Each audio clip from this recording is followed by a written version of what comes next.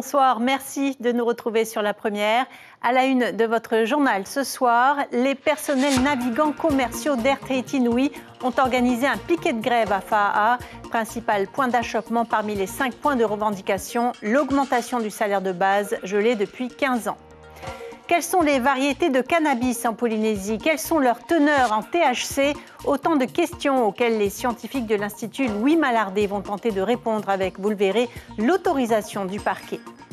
Promouvoir le plaisir de la lecture auprès des jeunes, c'est la raison d'être du festival Partir en livre. Les enfants et les adolescents sont attendus jeudi et vendredi dans les jardins de la mairie de Papeete.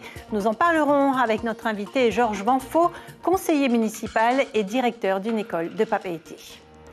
Alors que le Heiva bat son plein à Tahiti et dans les îles, nous irons du côté de Lifu en Nouvelle-Calédonie. Les danseurs des îles Loyauté se préparent au Festival des arts mélanésiens prévu au Vanuatu. Le préavis de grève a pris effet aujourd'hui. Une partie des PNC d'Air Tahiti Nui s'est installée devant le siège de la compagnie, mais aucun vol n'est affecté pour l'instant. Ce mouvement social a été initié par 2 syndicats sur les 4 que compte l'entreprise, Atiaimoa et la CSIP. Sur les 5 points de revendication, seul celui qui concerne la revalorisation salariale achoppe. Le point avec Caroline Fary et Patita Savea. Des PNC fatigués. Et pour cause, certains d'entre eux volent depuis la création de la compagnie il y a 25 ans. Le personnel navigant dénonce une surcharge et des conditions de travail dégradées. On a un sous-effectif au niveau des PNC. La direction nous met du personnel complémentaire de bord pour justement compenser les PNC à bord. Sauf que les PNC ont une charge sécuritaire et les PCB non. Donc on a une surcharge de travail par rapport à ces effectifs non réglementaires. Niveau planning, la direction a proposé un temps d'escale supplémentaire, mais le point d'achoppement, c'est la revalorisation du salaire. Si en 2018, un accord a permis d'augmenter la partie variable de la rémunération, les PNC réclament à présent une hausse de 30% du salaire fixe. Nous gagnons actuellement 215 000 francs net, sans pouvoir compter les primes d'éloignement qui s'appellent des PDM. Et nous demandons actuellement une revalorisation de salaire à une hauteur au moins de 250 000 francs net. Côté direction, on affirme avoir ouvert les négociations depuis 6 mois avec plusieurs propositions refusées. Aujourd'hui, la plupart des points de revendication sont acquis. Reste l'augmentation des salaires jugée démesurée. 30% d'augmentation, c'est pas possible. Pourquoi? Et ça se retournerait contre eux. Parce qu'à 30%, la compagnie perdra sa compétitivité face à la concurrence. On a une concurrence qui est très dure. Nous, on est prêt à faire des efforts. On l'a dit depuis le début. On a fait 2 propositions. On attendait une contre-proposition. On la trouve encore excessive. Donc, maintenant, il faut continuer à discuter. On est prêt à discuter. Une cellule de crise travaille sur les probables perturbations des prochains vols, car c'est seulement au départ de l'avion que les PNC se prononcent grévistes ou pas. La présence ce matin d'un député sur le piquet de grève interroge également quant à une éventuelle récupération politique du mouvement, alors que le PDG de la compagnie serait sur un siège éjectable. C'est une drogue très consommée en Polynésie. Le cannabis local fera très prochainement l'objet d'une étude pour connaître sa teneur en THC, cette molécule aux effets psychoactifs. Le programme s'intitule Pakalolo Screening. Pour pouvoir réaliser les recherches en toute légalité, c'est une première. Le parquet de Papeete et l'Institut Louis Malardé ont signé une convention. Reportage Priscilla Etev, Patrick Tsinsing et Teva Ondarsu. La matière première est fournie par la direction territoriale de la police nationale. Ces paquets de cannabis sous scellés ont été saisis au cours des enquêtes pour trafic ou usage de stupéfiants. Ces scellés, au lieu d'être détruits à l'issue des procédures, seront remis selon un process bien déterminé, donc à l'ILM, qui en prendra quelques échantillons de manière à faire ses recherches. Les travaux débuteront très prochainement dans ce laboratoire de l'Institut Louis Malardé de Papeete. Dans chaque échantillon de Pakalolo reçu, les scientifiques analyseront le taux de THC, cette molécule à l'origine de l'état euphorique après consommation. Pakalolo Screening, c'est une étude qui avait été rédigée il y a un peu plus d'1 an déjà. L'objectif était effectivement de donner des données précises sur les teneurs en THC et en CBD que contiennent les plants qui circulent en Polynésie française. Ces recherches, menées pour la première fois sur le territoire, permettront aussi d'identifier les différentes variétés fumées au fenouil. On a un imaginaire sur le sujet qui mérite d'être vérifié, donc on vérifie aujourd'hui techniquement et scientifiquement ces données. En revanche, rien sur les vertus thérapeutiques, car le cannabis reste avant tout une drogue, rappelle l'ILM. Les résultats de cette étude Pakalolo Screening seront rendus publics en 2025. On parle environnement maintenant avec cette initiative d'une quinzaine d'étudiants américains. Ils viennent de différentes universités des États-Unis et font partie du programme Wildland Studies, accompagnés de l'association Mama Natura. Ils ont nettoyé 2 plages de Papara. Pour cela, ils ont utilisé une méthode de dépollution bien spécifique. Les explications de Sandro Ly et de Jacques Damour.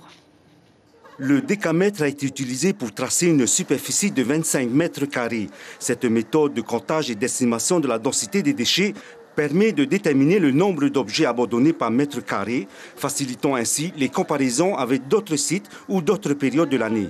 Quand on a des densités comme ça, on peut comparer les chiffres et voir des évolutions dans le temps. Est-ce qu'il y a de moins en moins de déchets ici grâce au nettoyage? Donc on peut répondre à cette question. Dans l'espace, est-ce qu'il y a des différences sur des sites où il pleut plus à l'est? On peut répondre à cette question. On peut aussi savoir si les sites à l'ouest qui sont plus touristiques ont plus ou moins de déchets. Et après, comme on fait un comptage, on connaît les types de déchets. Ces jeunes sont venus des États-Unis afin d'en apprendre davantage sur les enjeux de la conservation, de la biodiversité, de la culture et pour rencontrer les acteurs impliqués dans ce domaine. D'ici 2050, on prévoit que la quantité de plastique dépasse celle de poissons dans les océans. Du coup, nous sommes là aujourd'hui pour contribuer et tenter de résoudre le problème, mais aussi faire prendre conscience de la gravité des choses. Il y a besoin d'une action collective et forte. C'est super, on a appris ça en classe et maintenant on est sur le terrain à la rencontre des personnes concernées par ce problème. Et je trouve ça vraiment très bien d'être ici, sur place en Polynésie, pour agir concrètement. Il s'agit de la première collaboration de l'association Mama Natura, habituée à organiser des actions de dépollution sur différents sites de Tahiti, souvent sur les mêmes endroits. On a délimité une zone sur 100 mètres et on a caractérisé justement sur 100 mètres des déchets. Donc ils font plus de 2,5 cm pour essayer de comprendre d'où viennent ces déchets. Les données de cette action seront partagées en ligne, accessibles dans le monde entier, sur le site NOAA Marine Débris.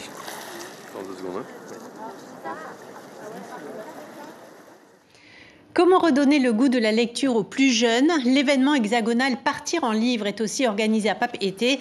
La commune, en partenariat avec les associations Pauline et Livre et Taparao, propose 2 journées ludiques autour du livre.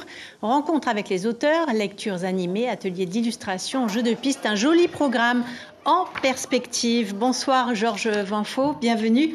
Vous êtes conseiller municipal à la mairie de Papeete. Vous êtes également le directeur de l'école Taïmoana. C'est la 7e édition, mais c'est la 2e fois que la commune de Papeete s'investit dans cet événement. Est-ce qu'il y a des ateliers qui sortiront de l'ordinaire cette année?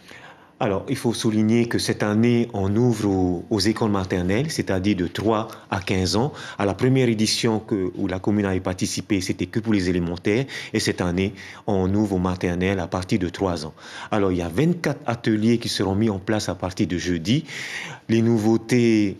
Enfin, on va pas dire de nouveautés, 24 ateliers qui tournent autour de la lecture avec, entre autres, un atelier qu'on appelle un atelier d'expression linéaire, expression pour essayer de lire. On fait la lecture, mais de façon un petit peu pour y chercher des informations. Donc, il y a un atelier un peu spécial pour lire, pour essayer de lire rapidement. Il y a indéniablement un aspect éducatif. Voilà. Oui, je vois qu'il y avait la création d'un booktube, un atelier manga, un atelier d'illustration. Enfin, c'est très varié. Très varié. C'est vraiment la lecture dans sa dimension et vraiment donnée. Bon, je suis directeur d'école avec l'apprentissage de la lecture, mais là, c'est une dimension de plaisir de lire et d'envie de lire en cette période de vacances. Les auteurs polynésiens seront de la partie? Les auteurs polynésiens, puisqu'il y a un stand qui va être présent, des auteurs et des illustrateurs, il ne faut pas oublier, et même un stand avec du Reo Tahiti. Ce type d'événement, c'est la meilleure manière, selon vous, de transmettre le goût de la lecture aux enfants? Je pense qu'actuellement, il y a l'objet livre, qui est très important, puisque le numérique prend un peu le dessus, mais aussi le contenu. Et je pense que ce festival va envoyer l'envie de lire et l'envie d'avoir l'objet livre et d'avoir ces illustrations que de rester simplement sur du numérique, puisque nous avons une problématique actuellement, c'est l'addiction aux écrans. Alors, quel est le meilleur moyen de pouvoir apporter ces jeunes vers la lecture que de toucher ce livre et d'avoir un grand festival autour du livre. Mais en quoi la lecture est-elle bénéfique pour les enfants? Je pense qu'on est en période de vacances, ça permet peut-être de voyager pour ces enfants. Alors on attend à peu près 700 enfants, des centres aérés, ouverts à tout public, qui va permettre un petit peu de voyager. Je me rappelle que quand j'étais enseignant, je faisais lire des livres et ça nous permet de voyager, de partir de la Polynésie, de partir en France ou ailleurs. Alors, vous en profiterez aussi pour inaugurer votre tout nouveau bibliobus. Quel est le concept exactement de ce bibliobus? Alors, en fait, c'était le bibliobus que la commune a acquis depuis 2022, en novembre 2022. Donc, on va vraiment le mettre en place jeudi prochain. C'est-à-dire, c'est d'envoyer un petit peu ces livres, démocratiser un petit peu le livre, puisque nous avons une bibliothèque communale qui n'est pas tellement connue. Oui, elle est discrète, elle est dans votre établissement, justement. Dans mon établissement, justement. Il y a des livres pour adultes, je fais un peu la publicité, mais il y a aussi ce bibliobus qui va dans les quartiers et qui va surtout dans les écoles qui n'ont pas tellement encore de livres. Parce que là, on a à peu près 10 000 livres quand même qui sont à disposition des enfants et des adultes. En tout cas, on ne voit pas beaucoup de bibliothèques dans les communes. Est-ce que vous pensez que c'est quelque chose qu'il faut faire absolument évoluer? Je pense que, sur Papeete, nous avons la chance d'avoir la maison de la culture, la bibliothèque, mais c'est vrai que dans les communes, il faudrait peut-être avoir une bibliothèque communale, non simplement pour des recherches, peut-être pour les étudiants. Il y a l'université, certes, mais pour les communes, c'est très intéressant d'avoir une bibliothèque. Merci beaucoup, Georges Vanfo, d'avoir échangé avec nous. Je rappelle que le festival Partir en livre est prévu jeudi et vendredi dans les jardins de la mairie de Papeete et que l'événement est gratuit et tout public. Un mot de sport avec le challenge des îles qui a débuté hier à Fatawa. Les équipes de basket de Moorea, mais aussi de Bora Bora, Maupiti, Raiatea et de Nukuhiva affrontent 3 équipes de Tahiti, dont les U18 qui se préparent aux Jeux du Pacifique. La finale est prévue jeudi soir avant les tournois 3-3 programmés vendredi à Papara. L'objectif affiché est de faire monter le niveau des équipes des archipels. Écoutez à ce sujet le président de la fédération au micro de Te Haunui Tiroir. Cette rencontre, on a déjà fait, c'est la 3e édition. Donc on fait ça pour promouvoir nos îles. Parce que dans nos îles, ils jouent au basket, ils ont leur championnat, mais c'est pas assez. Il faut qu'ils viennent sur Tahiti justement pour affronter et pour partager les connaissances ainsi que les formations qu'on met en place pour ces îles avec les collègues des autres îles et ceux de Tahiti. Le Heiva, c'est à Tahiti, mais c'est aussi dans les îles à l'ouest des Tuamotu. Aratika se prépare. Des compétitions sportives sont prévues la journée. Le soir, ce sont les groupes de danse qui se produisent. Mais avant tout cela, les baraques foraines doivent s'installer et la mieux décorée est récompensée. Pour les 196 habitants de l'atoll, le Heiva, c'est l'événement de l'année. Écoutez une foraine et un touriste au micro de Temanua Teva Amaru. Ça a été une réussite pour nous. On a pu vendre des produits phares qui sont la baba papa et le popcorn. On a voulu amener Tahiti un peu ici sur l'atoll de Aratika parce que justement certains enfants n'ont pas la chance de pouvoir partir sur le Tiurei sur Tahiti. On est très contents pour cette soirée, première expérience réussie. Très original, beaucoup de débrouillardise et très joli et ça montre aussi qu'on peut faire beaucoup de choses avec du naturel. Et oui, le Heiva bat son plein un peu partout en Polynésie, mais vous allez le voir, le reste de l'Océanie n'est pas en reste. En Nouvelle-Calédonie, une troupe de danse se prépare à partir au Vanuatu pour le Festival des arts mélanésiens. Des danseurs de l'Ifu finalisent leur chorégraphie, mais également leurs costumes. Voyez le reportage de Nicolas Esturgi. Des racines de pandanus bouillies pour confectionner les jupes des danseurs. Dans la tribu de Kevin, tout le monde s'active pour terminer à temps ses costumes traditionnels. Là, on est 10 danseurs, 10 costumes à préparer, les jupes, les casse-têtes, le épa, ceinture de guerrier, les wattels, c'est tout ça. Le Festival des arts mélanésiens auquel ils vont participer est une rencontre fraternelle. Mais l'enjeu est de taille pour mettre en valeur ce savoir-faire qu'ils ont hérité de leurs ancêtres. Même le petit chef a été mis à contribution. C'est une des parures pour le bras et il y a d'autres pour la tête. Ça, c'est des coques, bien de la cour, voilà, de la maison. Pour celui-là, juste un coq et celui-là, 2 coques pour confectionner ces parures. C'est beaucoup de temps.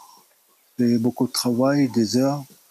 Juste déplumer le coq, le mettre aussi en valeur aussi, avec ces parures-là. La danse du bois, une danse ancestrale où les guerriers et les esprits ne font qu'un. C'est-à-dire que lorsque tu rôtes, c'est quelque chose de... C'est l'esprit. C'est l'esprit qui entre directement chez le danseur. On est en collaboration directe. Ça fait que tout ce qui est à côté de nous, c'est comme si elle n'existe plus, le temps de la danse. Dernière répétition sans les costumes. Pendant le festival, il faudra exécuter à la perfection cette chorégraphie. La perspective de voir les autres troupes et d'échanger anime aussi le groupe.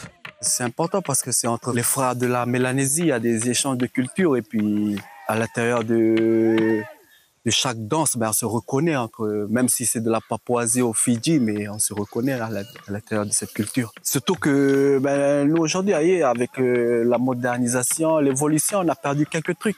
Mais on peut retrouver dans d'autres pays de la Mélanésie d'autres choses que nos grands-pères faisaient dans les temps anciens. Loin de leur terre et de leur tribu, ces guerriers danseurs feront résonner leur chant le 19 juillet prochain au Vanuatu. Voilà, je vous rappelle l'information principale de ce journal. Le piquet de grève des personnels navigants commerciaux d'Air Tahiti Nui est installé. Sur les 5 points de revendication, la revalorisation salariale pose problème. Les grévistes demandent 30% d'augmentation. Pour l'instant, les négociations sont au point mort. Selon nos dernières informations, le syndicat des pilotes se mobilise pour parler d'une seule voix en cas de déclenchement urgent. Les vols de demain pourraient souffrir du conflit social.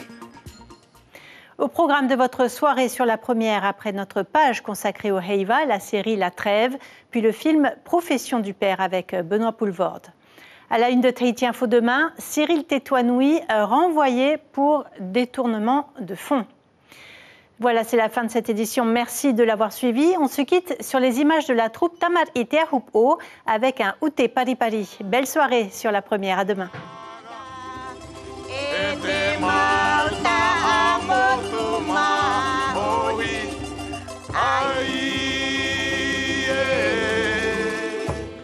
Pagau papai ti te vai nei e tau whenua i ti kani hae. Pagau papai ti te vai nei e tau whenua i ti kani hae. Pagau hatanga no tō utu puna higo nui te ai tau kani hae. Pagau hatanga no tō utu puna higo nui te ai tau kani hae. Ai e, higo nui te ai tau kani hae. Ai e, higo nui te ai tau kani hae.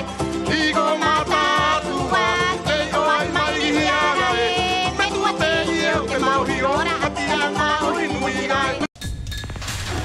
L'information en continu sur Polynésie la première, Internet et réseaux sociaux.